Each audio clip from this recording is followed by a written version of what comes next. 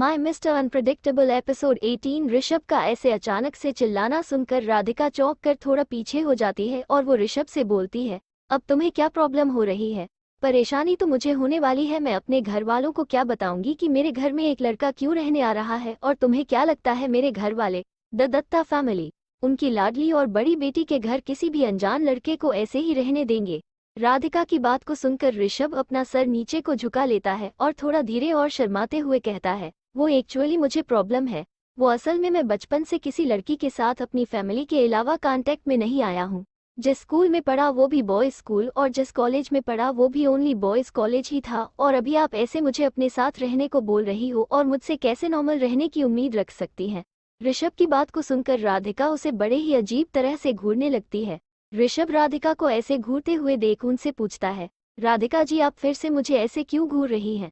जिसके जवाब में राधिका उसे वैसे ही घूरते हुए कहती है, नहीं कुछ खास वजह नहीं है तुम्हें ऐसे घूरने की। मैं तो बस ये सोच रही हूँ, क्या मैंने तुम्हें असिस्टेंट चुनकर कोई गलती तो नहीं कर दी? और वो फिर उसे देखकर अपना मुंह घुमाते हुए आगे कहती है, छी, मुझे लगा तुम्हें भी मेरी तरह कोई सीरियस प्रॉब्लम होगी, पर तुम्हें इस छोटी सी बात की टेंशन हो रही है। और वैसे मैं तुम्हारी क्लैरिटी के लिए बता दूं, तुम मेरे घर तो आ रहे हो रहने, पर हम दोनों एक ही कमरे में नहीं रहने वाले, बल्कि तुम नीचे वाले फ्लोर पर रहने वाले हो और मैं ऊपर सेकंड फ्लोर पर, और तुम्हारा मेरे फ्लोर पर आना सख्त मना रहेगा। और ये बोलने के बाद राधिका ऋषभ को बहुत ही सीरियसली देखने लगती है, जैसे कह रही हो अगर तुमने मेरी बात ना मानी तो देख लेना। जिसके जवाब में ऋषभ जल्दी से घबराते हुए अपने दोनों हाथों को ऊपर कर देता है और कहता है, ठीक है, मैं आपकी बात को अच्छी तरह समझ गया। ऋषभ को अपनी बात को ऐसे मानता और उससे डरता हुआ देखकर राधिका पूरी सेटिस्फैक्शन के साथ अपना सर हाँ में हिलाती है और कहती है, ठीक है, मैं अभी किसी को तुम्हारा रूम अरेंज करने के लिए कहती हूँ। राधिका की बात को सुनकर ऋषभ कहता है, तो ठीक है राधिका, मुझे 2 दिन का समय दो अपना सामान शिफ्ट करने के लिए। ऋषभ की बात को सुनकर राधिका कहती है, तो ठीक है, तुम 2 दिन बाद मेरे घर रहने आ रहे हो और तब तक मैं किसी तरह अपने घर वालों को मनाती हूँ। चलो अब हमें टाइम भी ज़्यादा हो गया है, बाहर सब वेट कर रहे होंगे और उन सबको बताना भी है कि मैंने तुम्हें अपना असिस्टेंट चुन लिया है।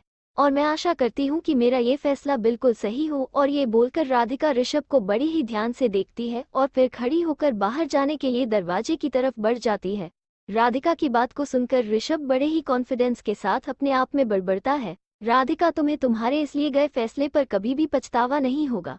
सीईओ कैबिनेट के बाहर जहां सभी कैंडिडेट्स बैठे हुए थे और आखिरी इंटरव्यू खत्म होने और रिजल्ट आने का वेट कर रहे थे और घबराए हुए थे, वहां रागिनी पूरे कॉन्फिडेंस में थी कि वही असिस्टेंट बनेगी। और इसलिए वो वहां सभी बैठे हुए लोगों को बड़े नीचे भाव से देखती है और चिढ़ते हुए कहती है, अरे यार ये आखिरी कैंडिडेट वो चंपू, क्या नाम है, हाँ ऋषभ को कितना टाइम लगेगा इतना सिंपल इंटरव्यू क्लियर करने में? पक्का उससे वो क्वेश्चन भी टाइम पर नहीं हुआ होगा। जिसे देखकर वही खड़ी पूजा कहती है, देखो कैसे एक्टिंग कर रही है, जैसे राधिका मैडम ने इसे ही अपना असिस्टेंट चुन ही लिया है।